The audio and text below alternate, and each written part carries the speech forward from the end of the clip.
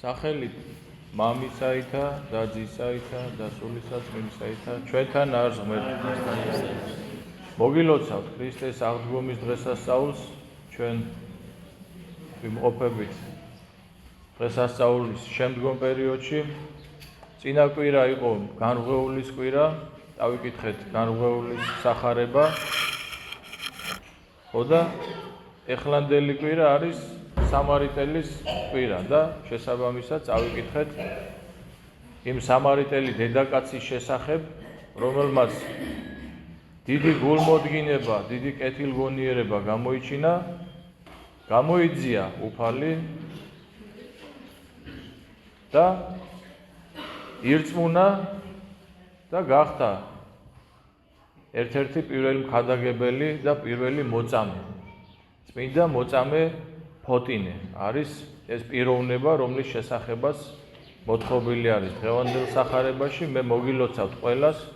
ფოტინე იგივე ნათელარი, აი ამ სახელის მატარებელი, ვინც ხართ, მოგილოცავთ ანგელოზის დღეს. ძალიან დიდი შემწე და მფარველი ყავთ, იცოდეთ და განსასწრელი თუ სიხარული ჟამს მოუხმეთ მას და ნახავთ თუ რამხელა შემწეობა გამოგიჩნდება.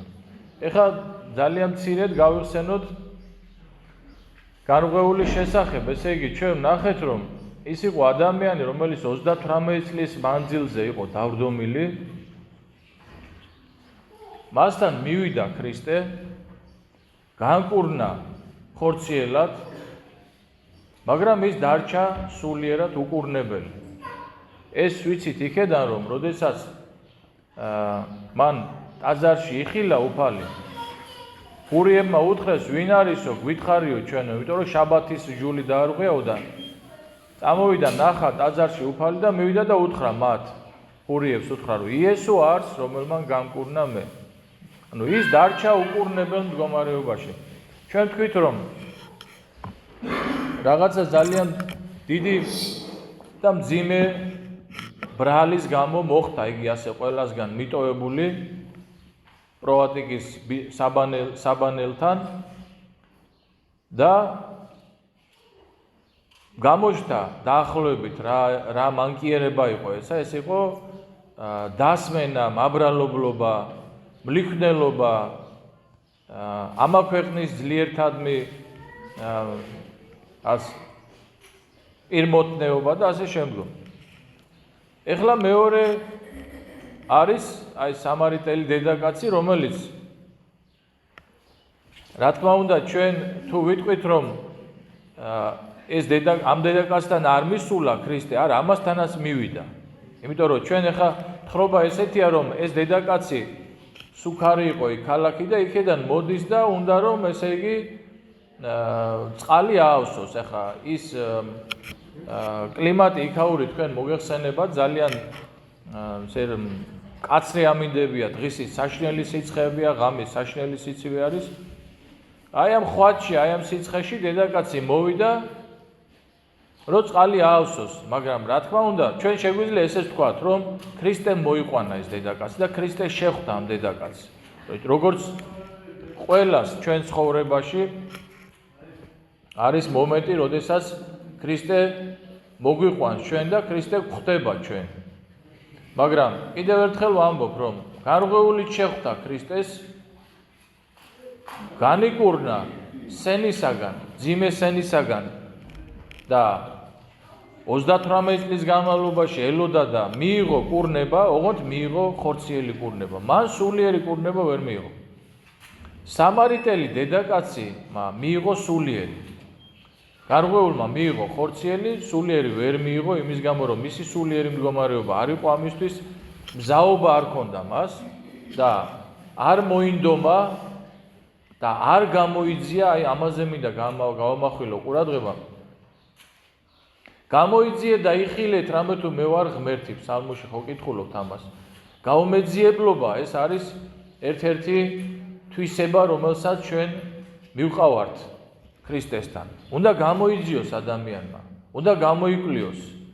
ჩვენი პატრიარქია ამბობს ხოლმე, რომ ხშირად, რომ დღევანდელი ადამიანი მიეჩვიას საგნების და მოვლენების ზედაპირულ აღქმას და გაგებას. არა და ამ საქმეს აქ ყოველთვის შინა არსი. ანუ რაღაცა რო ხდება ჩვენს თავს. აი ვიღაცამ დაუშვათ გვაწყენინა, ხო? აუ გვაწყენინა ამ ადამიანმა და გული ვტკივა და მოკლედ ამ ადამიანს ან შეურიგდებით, ან გაუბრაზდებით და ან და საერთოდ დავამშვიდობები და წავთ. მაგრამ რა ხდება? ჩვენ ხომ არ ვაწყენინეთ ვინმეს როდესმე მსგავსად? ან ჩვენ ხო არ მივაყენეთ ვინმეს ესეთი ტკივილი მსგავსად და ღმერთი ხომ არ განგვწმენთ ჩვენ ამ დაშვებით? აი ეს არის სიღრმე. და ესე უნდა გამოეძიებდეს ადამიანი ყოველთვის ყველა დაშვებას, რაც ხდება თავის თავზე. როგორც აი ამ დედაკაცმა გამოიძია და იხილა ქრისტე და გახდა მისი მოწაფე და გახდა ერთ-ერთი პირველ მოწამე.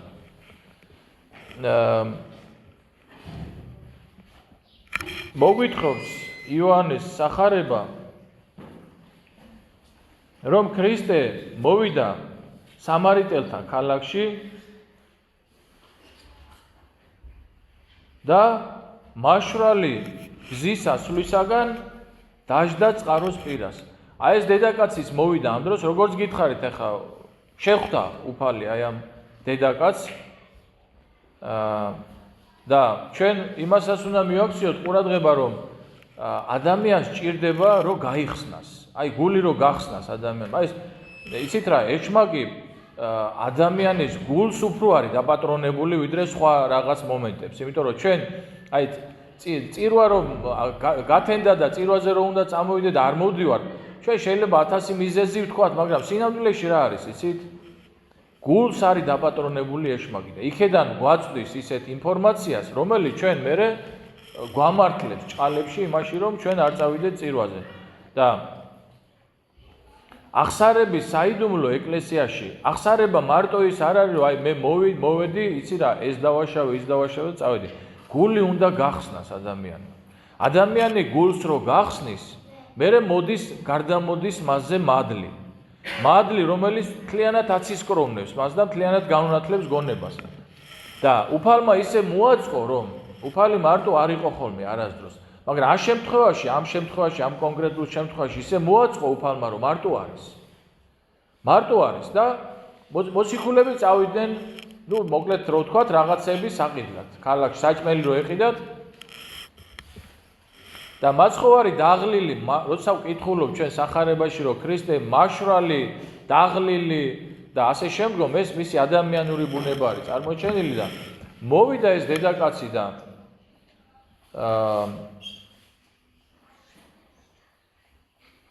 და მაცხოვარი ეკითხება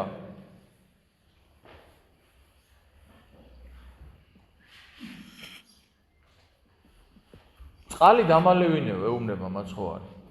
და აი სამარიტელი დედაკაცი, ახლა მე თუ გახსოვთ განუღეულის კვირად ვინც ბრძანდებოდით, აი ამ განუღეულს ჰქონდა რაღაცა სიკეთეები. რა სიკეთეები იყო ესა? თუნდაც ის, რომ 38 წლის მანძილზე მოთმინებით ელოდებოდა, თუნდაც ის, რომ იგი არავის არ განიკითხავს, თუნდაც ის, რომ მას არ შურს იმისი, ვინც განიკურნება, ხო, წელიწადში ერთხელ ერთი ადამიანი იკურნებოდა. და ასევე აი ამ დედაკაცსაც წარმოჩენილია სახარებაში რა სიკეთეები ჰქონდა. პირველ რიგში ეს არის მისი უაღრესად პატიოსნება, კეთილსინდისიერება. ეხლა მე ძალიან მცირედ გაგახსენებთ აი ამ სამარის შესახებ და სამარიტელის შესახებ ზოგადად. ასურეთის მეფის მიერ იქნა დარბეული ეს ქალაქი, ახიან გადაასახლეს ებრაელები ბაბილონში და აი ამ ქალაქში სომორო ერქვა აი ამ ქალაქს და ჩამოასახლეს წარმართები. მერე უკვე ბაბილონის მეფე ასურეთის მერე უკვე ბაბილონის იმპერია წამოვიდა და ბაბილონის მეფემ დააბრუნა ეს ებრაელები აი ამ ქალაქში და მოუწიათ ერთად თანაცხოვრება. მაგრამ სანამ ეს მოხდებოდა, მანამდე იყო ესეთი შემთხვევა, რომ აი ამ ქალაქის მკვიდრთ ნადირები შემოესევდნენ ხოლმე და კლავდნენ ადამიანებს და მერე კითხეს ებრაელებს, აი რისთვის უნდა ყოფილიყო და მათ უთხრეს, რომ მათ ჟული არ ქონდა და ეს მიწა ღმერთმა მისცა თავისი ჟულის დამცველ ადამიანებს და იმის გამო, რომ იქ სხვა ტომები ცხოვრობდნენ, ამიტომაც ხდებოდა ესა. მერე მათ უთხრეს ებრაელ მღვდელმთავარს და გამოუგზავნეს იქედან მასწავლებელი და მოსეს ხუთწიგნეული შეისწავლეს და შეიწყნარეს და ირწმუნეს. მაგრამ ამას დამატებული თავიანთი რაღაც წარმართული რაღაც თვისებების დაამატეს აი ამ მოსეს ჯულს და გამოვიდა სამარიტელთა მოკლედ წვალება. ერთ-ერთი სექტა არის, როდესაც ქრისტე მოვიდა სადუკეულებთან, ფარისეულებთან და სხვებთან ერთად ერთ-ერთი სექტა იყო ესეც. ხო და მე უკვე თანაცხოვრება რომ მოუწიათ ებრაელებს და მათ ერთად რომ მოუწიათ როცა დაბრუნდნენ უკვე ისინი და დაიწყეს ტაძრის შენება. სამარიტელებმა მათ დაასვინეს სპარსეთის მეფესთან და შეჩერდა ეს ერთი პერიოდი შეჩერდა ამ ტაძრის და ქალაქის გალავნის შენება, რის გამოც მათში აღმოსცენდა ძალიან დიდი სიძულვილი და ებრაელები არც კი ეხებოდნენ მათ, აი ადამიანებად არ თვლიდნენ, არც კი ეხებოდნენ და ნახეთ რამდენად პატიოსანია ეს დედაკაცი რომ ჯერ ერთი მან ისის მოსეს ჯული იცის მან იცის რომ თუ უცხო კაცი მოხდება უცხო ქალაქში და რაიმე შეკითხვა აქვს მან კაცს უნდა შეეკითხოს ასევე მან იცის რომ ებრაელები არც კი ეხებიან სამარიტელებს და ნახეთ რამდენად პატიოსანი ადამიანია რომ მაცხოვარი ეუბნება მომეციო წყალი დამალევინი და როგორო შენო გურია ხარო და მეო სამარიტელს მეუბნებიო რომ წყალი დამალევიაო და მე ნათქვამი არის რომ არც კი ეხებოდნენ აქვე არის სახარებაში ნათქვამი და მე მაცხოვარი ეუბნება მას რომ შენ რომ იცოდე ნიჭი ღმრთისა რა არის აი თუ გახსოვთ მე გითხარით რომ ადრე ეს სიტყვა აი სიტყვა ნიჭი ახლა დღეს მარტო ნიჭი ერთთან რო ასოცირდება ეს სიტყვა ნიჭი ნიშნავდა ყველაფერს რაც იყო ღვთისგან მოძებული და მოცემული და მაცხოვარი ეუბნება შენ რომ იცოდე ნიჭი ღვთისა შენს თხოვდიო მეო წყალს და მე ცხოველ წყალს მოგცემდიო შენო უყურე ცოცხალ წყალს მოგცემდიო ეხლა უგუნური ადამიანი როგორც იყო ხოლმე აი მაგალითად მაცხოვარი რო ამბობდა რომ მე ა ブラ ამი მიხილავსო და როგორო შენ 50 წლის არ ხარ და როგორ გიხილავსო უგუნური და ამპარტავანი ადამიანი ახლა იტყოდა რომ ცოცხალი წყალი როგორ უნდა მომცეს ეხლა ამან და წავიდოდა ხო მაგრამ აი აქ იწყება სწორედ აი ამ დედაკაცის მეორე კეთილი თვისება ეს არის გაუმეძიებლობა ერთი ხო თქვით რომ უაღრესად წესიერი და პატიოსანი ადამიანია ნახეთ და როდესაც ადამიანი არის პატიოსანი ადამიანი არის წესიერი ადამიანი არის გაუმეძიებელი ის აუცილებლად მოვა ქრისტესთან აუცილებლად იმიტომ რომ ეს ყველაფერი ღვთის თვისებებია ღვთისგან არის ეს ყველაფერი ღვთისგან გვაქვს მონიჭებული ეს ყველაფერი და როცა გაიაზრებს ადამიანი რომ ეს ყველაფერი ღვთისგან არის ხო მაშინ მოვა აუცილებლად ქრისტესთან და რას ეუბნება ეს დედაკაცი მომეციო ეს წყალიო ნახეთ მისი წყურვილია მას ჭეშმარიტება წყურია და მე ესეთი დიალოგია ეგ რაღაც აი სამარიტელები ადგილებზე მიდიოდნენ თაყვანისცემისთვის რა გარკვეულ ადგილებზე და მე მაცხოვარი განუმარტავს რომ მოვა დრო როდესაც არც ამ თაზეო და არც იმ თაზე არ სცემ თაყვანსო და სულიაო ღმერთიო და სულითა და ჭეშმარიტებითა უნდა ვცეთ თაყვანი ღმერთსო და აი ამ დიალოგის შემდგომ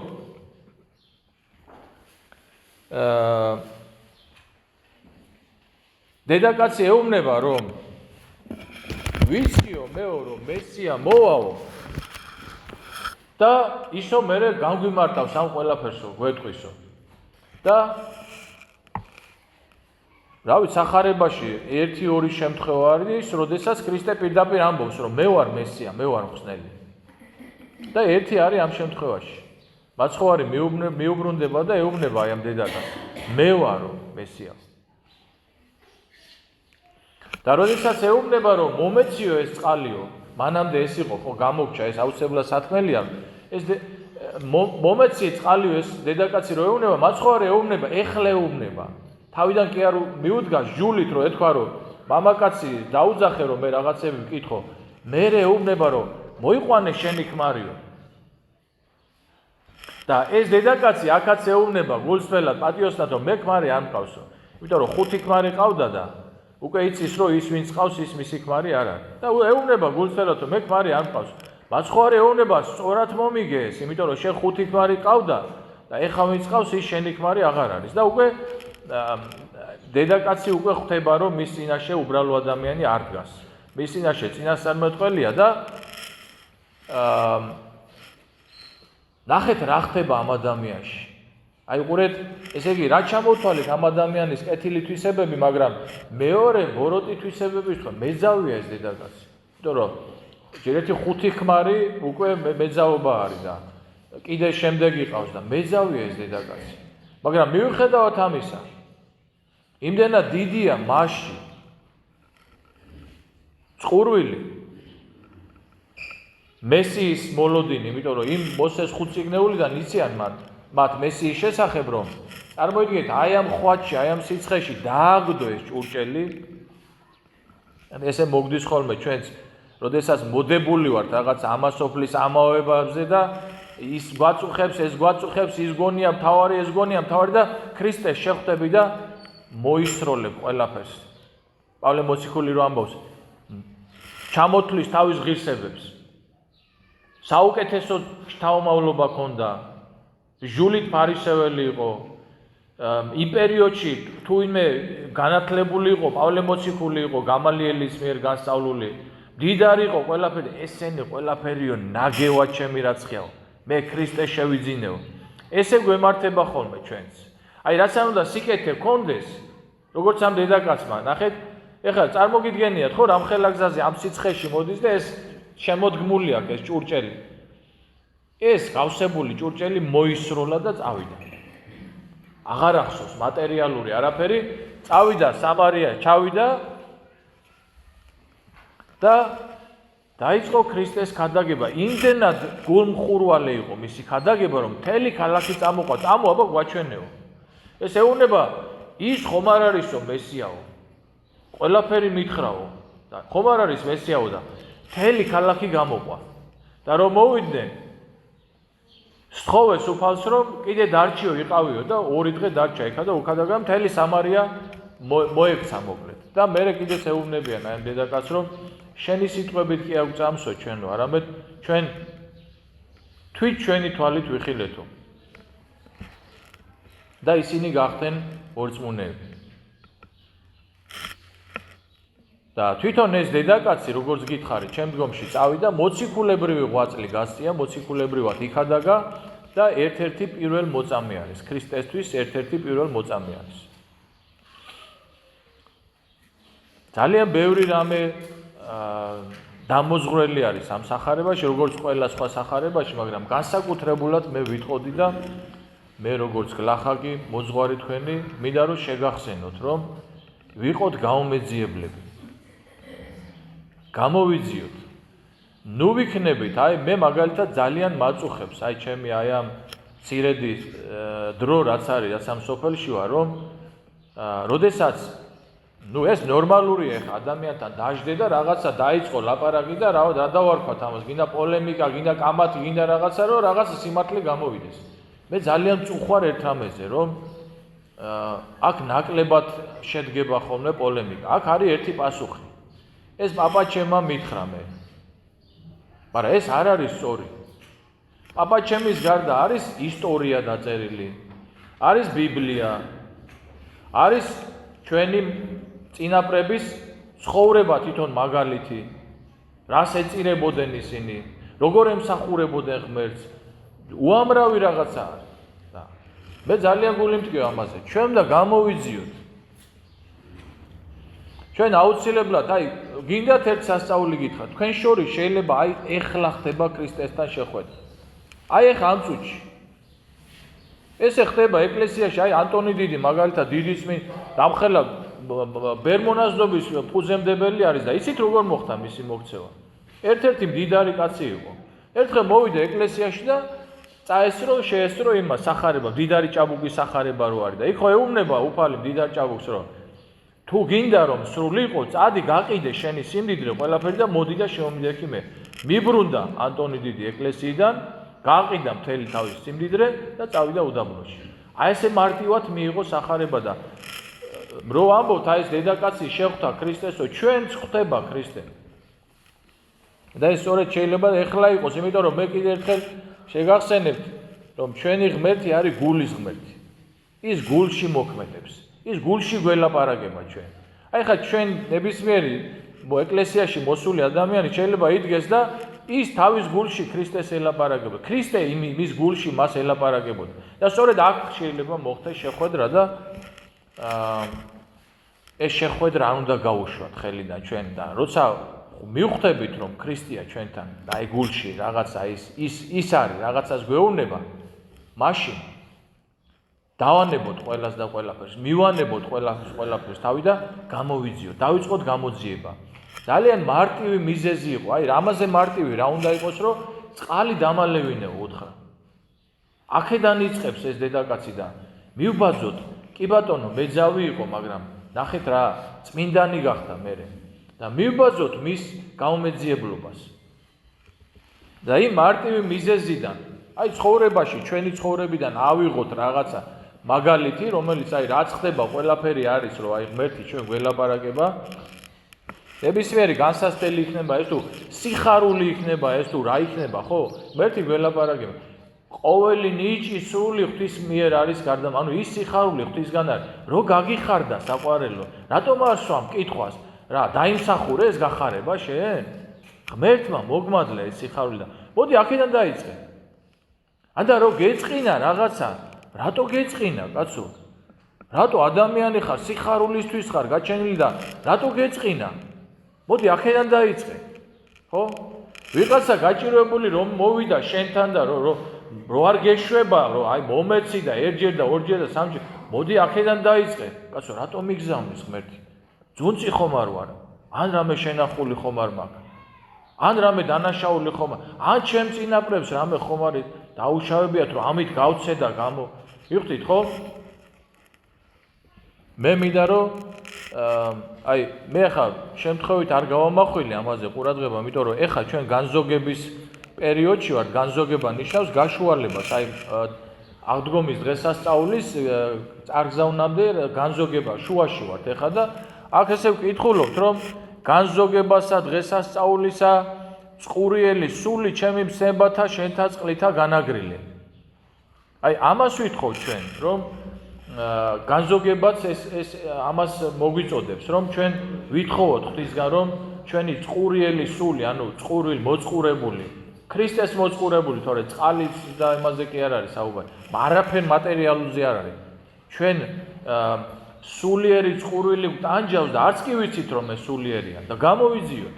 აი ამისგან მოგვიწოდებს ჩვენ დღევანდელ დღეს ეკლესია და ინებებს ღმერთი თვითონ წმინდა ფოტინეს შევთხოვ, რომ ჩვენს გულებში გაჩნდეს აი ეს სურვილი, რომ ჩვენ გამოვიძიოთ, მოვიძიოთ უფალი, გამოვიძიოთ და ჩვენს გავიხაროთ.